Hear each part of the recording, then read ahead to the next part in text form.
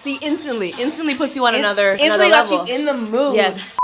You are now hosting the show Battle of the Generations. That's right. It dropped on CTV June 19th. How are you feeling about it so far? I feel great. I mean, the response has been awesome. So, and you know what the best part of the response has been? So the show is for contestants. Right. It is a Gen Zer, a millennial, a Gen Xer, and a boomer facing off in a pop culture trivia showdown. And every one of my friends that watched it sent me the exact same message. It said, oh my God, I could be on this show because my generation is the best. And I'm like, you think that? Everyone thinks that they are for sure the generation that's the best. Right. But you'll watch a show and you'll see it's not that easy. Sometimes a question will be about your favorite show and you're like, I watch this show every day. But when the clock is ticking and the pressure's on, the answer's on the tip of your tongue and you don't know it. You don't know it. It escapes your brain. Yes, That's definitely. why I hate when anyone asks me questions on the spot. I'm like, I could be the biggest fan. I could write you an essay about this. So now as a living, instead you ask the question. Smart. Yeah. Smart. No, now I switched it up. But sometimes people switch it up on me. I'll ask them a question. They'll be like, how about you? I'm like, oh my God. Cut that. You also did a video where you were showing all the different outfits you were wearing. Yes. And as someone who's watched your content, and I know you've been doing this for 10 plus years, how has your fashion evolved? I know you were invited to the Met Gala. Yes. Congratulations on that. Thank you. It has really changed. I'm not gonna lie. I think when I first got into Hollywood, I felt a lot of pressure to look a certain way, and I would have stylists that were like, "No, you gotta wear this." And I remember being like, "I don't feel comfortable in heels this high. Like I don't feel like myself wearing stuff like that." And I kept getting encouraged to just keep doing that stuff. And there was one red carpet where I was like, you know what?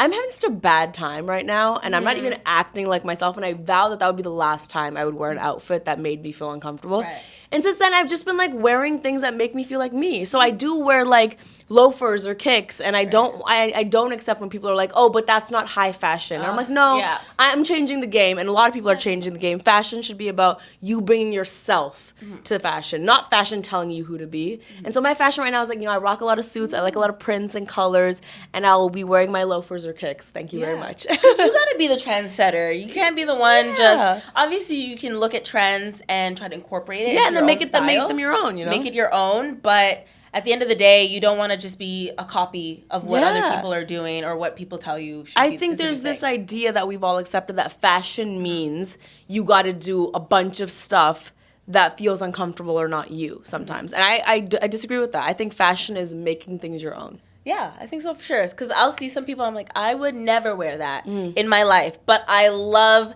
that you're doing it. You feel comfortable in it, and you've made it your own kind of thing. And you should know the one time I did go to the Met Gala, I absolutely wore sneakers under that dress. Oh, did you really? I absolutely did. And let me tell you, once people get inside the Met Gala, a lot of people take off their shoes. Not me. Not me.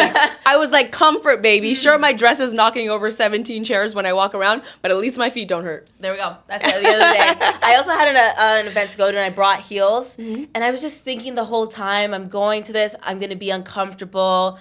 What if there's something afterward, and I'm still have to wear the shoes? Own. Some people I meet are like, no, I'm so comfortable in heels, and I'm like, you're a better person than me. Yeah. But the number one thing people say to me at every event I go to, I kid you not, without fail, a woman will come up to me and say, oh my God, you're so smart. I wish I was wearing your shoes. I wish I was wearing your shoes. You're right. That happens.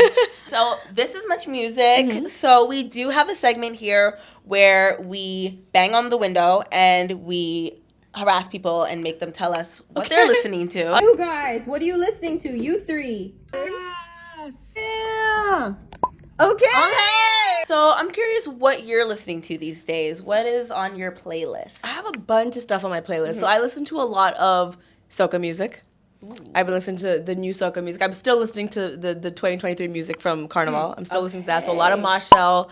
I listen to a lot of Punjabi music as well. So Karan Aujla, who's a dope Punjabi artist, has been releasing new music, which I'm really, really into. But otherwise, what have I been listening to? If I keep it 100 with you, I'm listening to a lot of old school stuff. And when I say old school, what I'm referring to is 2000s. Okay. That's a throwback. Thank you. I know some other people be like, but I constantly am listening to 2000s music. It's just like putting me in the right headspace. I'm talking about like Lean Back. I'm talking about Next, 112, Peaches and Cream, Peaches and Cream. I've been listening to a lot of that kind of stuff as well. What do you feel about people sampling those songs? Because I think a lot of that era is Totally. being sampled Yeah, now and bringing absolutely. back. So do you feel kind of that nostalgia when you hear these new songs? No, I love it. I'm Yeah. all for it. Listen, I think one of the coolest things about art is when you can be inspired by something and then keep reinventing it. I Right. think that's the greatest compliment you could receive. That's at least in my opinion. So I love when people do that. Absolutely. Okay, I love it too because I'm like, I know this song, I know it, and I was like, I don't. Yeah, What is this song? exactly. But it's new, and then it gets catchy, and you're like, okay, well, it's bringing something from my gen, and then bringing it over to this new gen, and it's remixed it for me. I'm like, yeah, I'm a Barbie girl. Where's Ken? Don't know where that is yet, but Yeah. fine. Overrated. You're right. I'm good with the Barbies. Ken is Who's next? overrated.